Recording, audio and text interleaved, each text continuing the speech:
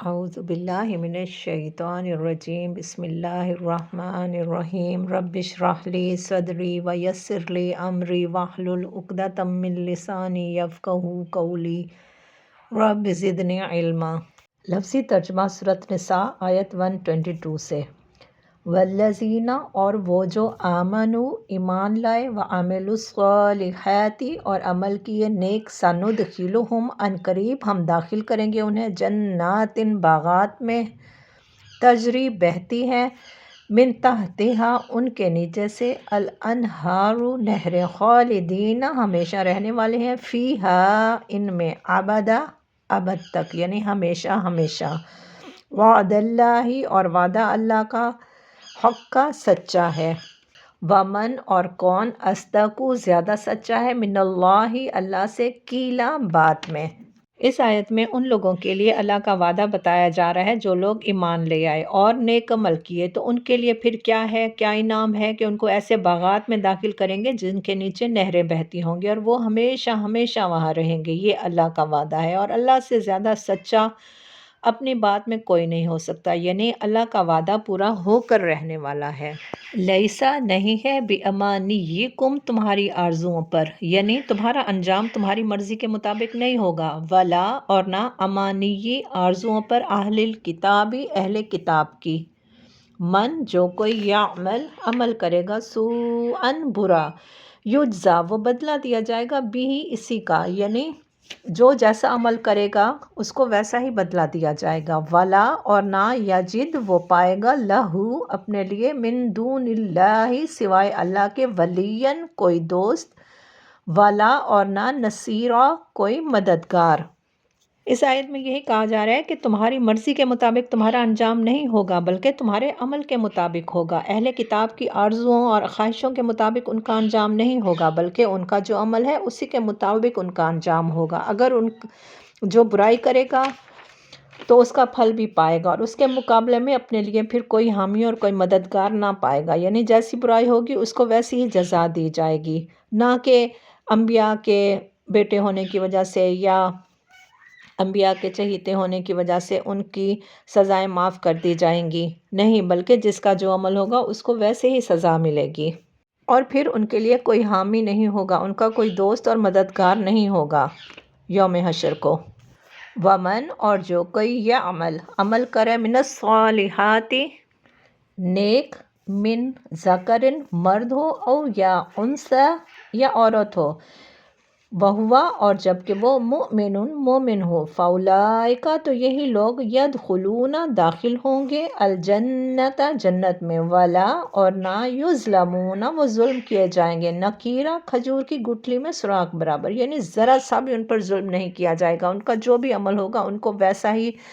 اجر ملے گا، چاہے وہ عورت ہے یا چاہے وہ مرد ہے، تو ان کے اعمال میں کوئی فرق نہیں کیا جائے گا اور وہ جنت میں داخل کیے جائیں گے اپنے عمل کے حساب سے، تو ان کے عمل میں تل برابر بھی ظلم نہیں کیا جائے گا۔ ومن اور کون، احسن زیادہ اچھا ہے، دیناً دین میں، ممن اس سے جو، اسلم سپرد کر دے، وجہہ چہرہ اپنا، للہ اللہ کے لیے، وہوا اور جبکہ وہ، محسن نیکوکار ہو، یعنی خوبصورتی سے کام کرے، خوش دلی سے کام کرے اور ہر کام میں نیت صرف اس کی اللہ کی رضا ہو اور پوری جد و جہد جو بھی وہ کرے اللہ کی رضا کے لیے کرے، واتبع اور وہ پیروی کرے، ملت ابراہیم ابراہیم کی، حنیفہ جو یکسو تھا، واتخذ اور بنا لیا، اللہ نے، ابراہیم کو، خلیلا خاص دوست، یعنی اللہ کی دوستی جو ہے وہ کوئی معمولی بات نہیں ہے۔ دین کی خوبصورتی یہ ہے کہ اس میں پورا کا پورا دین اللہ کے حوالے ہو، شیطان کا اس میں کوئی حصہ نہ ہو۔ اللہ تعالیٰ چاہتا ہے کہ بندہ جو ہے وہ مکمل طور پر میرا ہو جائے۔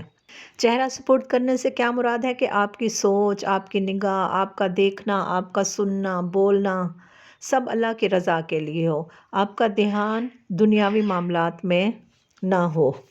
حضرت ابراہیم علیہ السلام کو یہ انعام ہی ملا تھا نا اپنا چہرہ اللہ کے سپرد کر دینے کا، کہ اللہ تعالیٰ نے ان کو اپنا دوست بنا لیا تھا، اور خالق کائنات کی دوستی بہت بڑے اعزاز کی بات ہے۔ جو آخرت کے خریدار ہوتے ہیں نا وہ حضرت ابراہیم علیہ السلام کی ہی پیروی کرتے ہیں، یعنی کہ اپنے آپ کو پورا کا پورا اللہ کے سپرد کر دیتے ہیں۔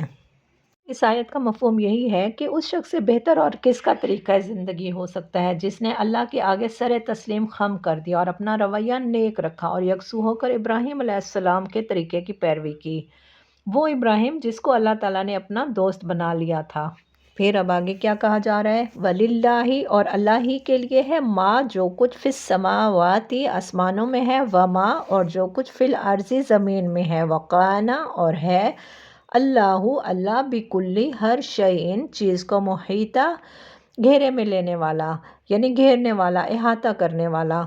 یعنی اس آیت کا مفہوم یہ ہے کہ جب زمین اور آسمان ساری چیزوں کا مالک اللہ ہے تو پھر جو کچھ زمین اور آسمان میں ہے تو انسان کے لیے صحیح رویہ یہی ہے نا کہ اسی کی بندگی کرے، اسی خدا کی اطاعت کرے جو اس ساری کائنات کا مالک ہے، اور سرکشی چھوڑ دے۔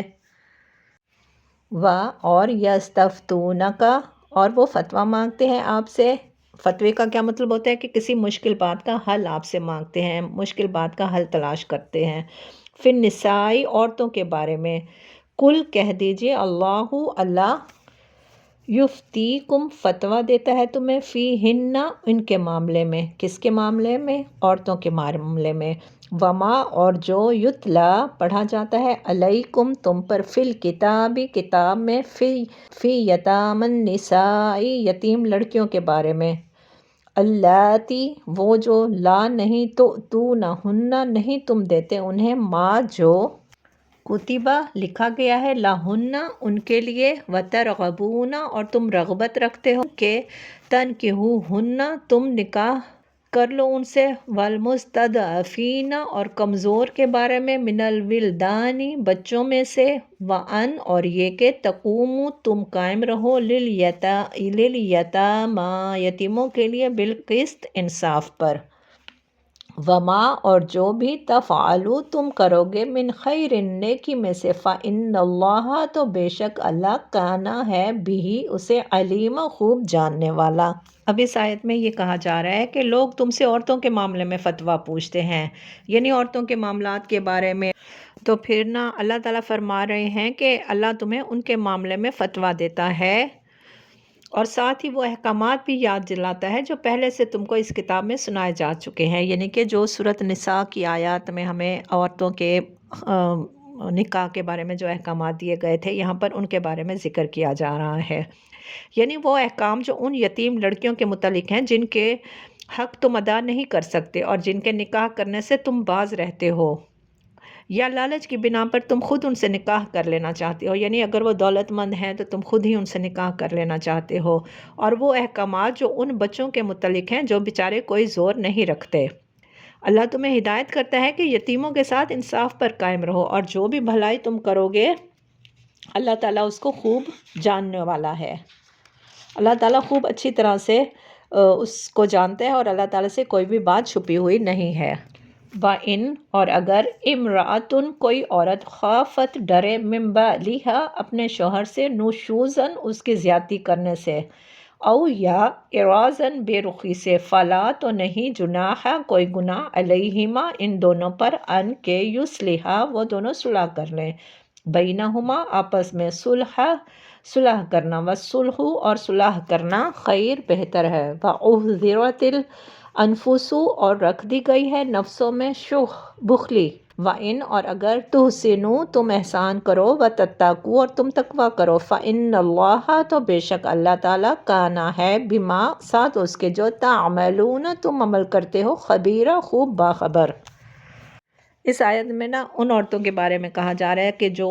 عورت کو اپنے شوہر سے بدسلوکی یا بے رخی کا خطرہ ہو تو پھر کوئی مذائقہ نہیں ہے کہ اگر میاں اور بیوی کچھ حقوق کی کمی بیشی میں آپس میں صلح کر لے، یعنی صلح ہر حال میں بہتر ہے بجائے علیحدگی کے۔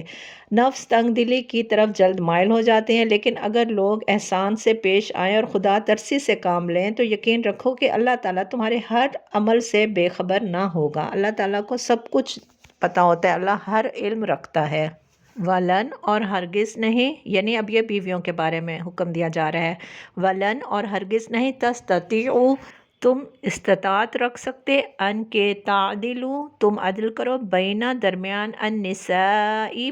بیویوں کے، ولو اور اگرچہ، حرصتم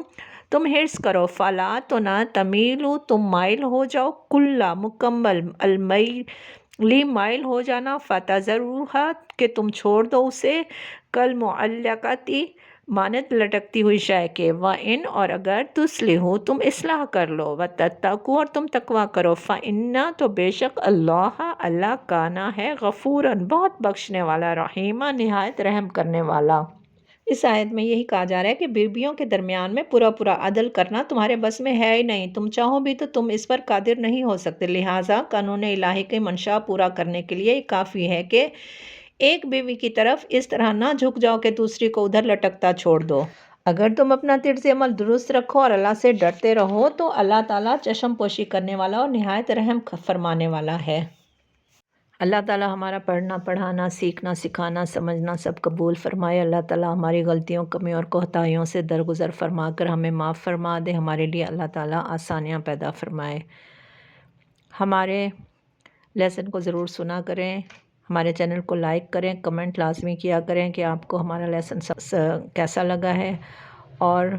شیئر کیا کریں تاکہ یہ آپ کے لیے بھی صدقہ جاریہ بن جائے انشاءاللہ۔ سبحانک اللہم و بحمدک، اشہد ان لا الہ الا انت، استغفرک و اتوب الیک۔ السلام علیکم ورحمۃ اللہ وبرکاتہ۔